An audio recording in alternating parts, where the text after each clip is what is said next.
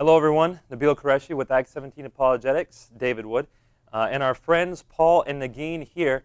All four of us have just gotten out early this morning from the Dearborn City Jail. We were there because of something that happened yesterday at the Arab Festival here in Dearborn. Now, you'll remember what happened last year at the Arab Festival.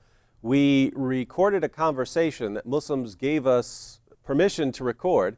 We asked a question at a booth that invited us to ask questions, and we were repeatedly assaulted for it, not just Nabil and I, but also Mary Jo Sharp, who was not saying anything to anyone. She was just standing there holding a camera, and she was assaulted repeatedly by the Muslims in Dearborn. And this made us want to take extra precautions this year so that we don't end up with a woman being assaulted.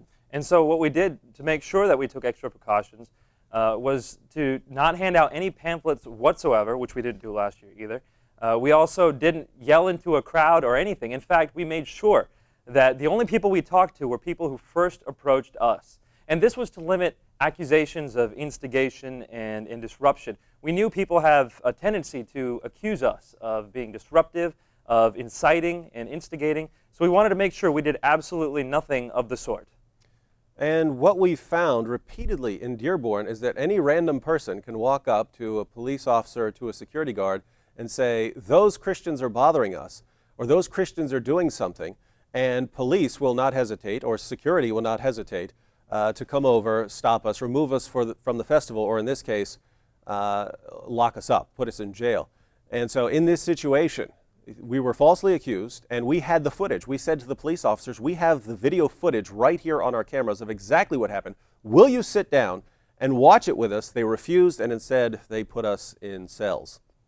So here's what actually happened. While we were at the festival, we didn't approach anyone. Just like I said, we waited until people approached us, and they did approach us. They remembered us from the video from last year, and they would come up to us accusing us, threatening us, saying we were racist, saying that they were going to hurt us, and yelling curses and insults at us.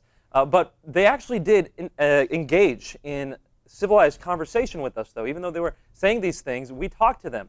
And within a matter of minutes, multiple times, we were talking very amicably, talking with a solid understanding of who the other person was and enjoying the conversation. This happened multiple times. We made many friends yesterday at the festival. The last time this was happening, people had approached us. They had accused us yet again. They were threatening us, cursing us. The conversation lasted for about 10 minutes. But we were ending it amicably when all of a sudden police came and put us in handcuffs. Paul and David were there recording. Paul, would you tell us exactly what you saw? Yeah, I was standing there with Nabil. I had the camera in my hand.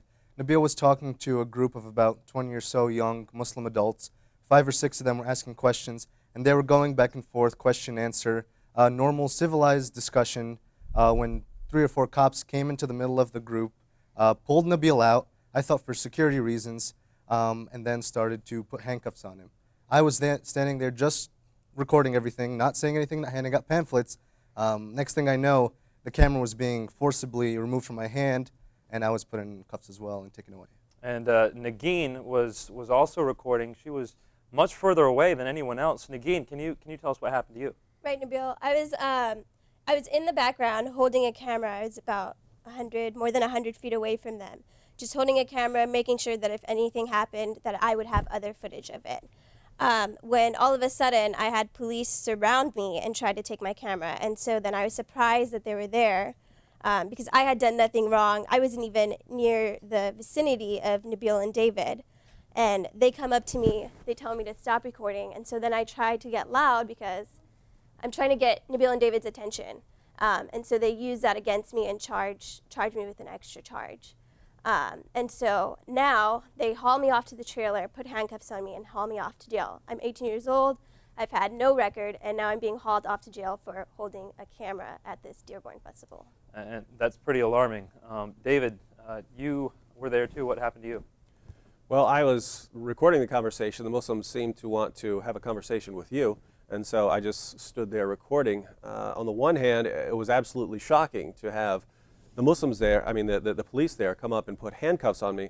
On the other hand, it's not shocking at all once we understood what happened last year, once we understand what Sharia law calls for. And people were confused last year when we called this Sharia in the U.S. What are you talking about? People aren't forced to wear veils. Well, that's not what we meant. We were pointing out the simple fact that there are certain elements of Sharia law that are being enforced in Dearborn. Under Sharia law, if you're a Christian, you are a second-class citizen. You cannot go out and proclaim the gospel to Muslims. You cannot go out and disagree with Islamic law or criticize Muhammad. You can't do any of that. And that's exactly what we find being enforced in Dearborn. So on the one hand, it was kind of jarring when the police grabbed me and put handcuffs on me, forced my camera down. But on the other hand, we were kind of expecting something like that to happen. And a lot of people have accused us online of lying, of being deceptive, of being rude and ridiculing Muslims, of being racist. The truth is, none of that actually happened. And that's why we have the cameras with us. We have the cameras to record what was actually going on. And when you see this footage, you will see that we were proclaiming love to Muslims. We were proclaiming the love of Jesus Christ. I was wearing a shirt that says, Jesus always loves you. And that was the message we were proclaiming. And we were waiting for people to approach us. Yet already online, we're seeing people, it hasn't even been 12 hours since we've been released from jail, and already online people are accusing us of having disrupted people at this festival, of having incited a problem, of having caused disruption. You will see, when the footage comes out, our story will remain exactly the same. We will not change our story because it is the truth. And all the evidence that's there, all the footage that's there will fit our story to a T. Other people will have to change their stories. Other people will not fit the evidence with what they're saying because their stories are wrong. I want everyone to take note of that and see exactly what happens when this story unfolds. For now, this is Nabil Qureshi, David Wood, Paul, and Nagin with Act 17 Apologetics.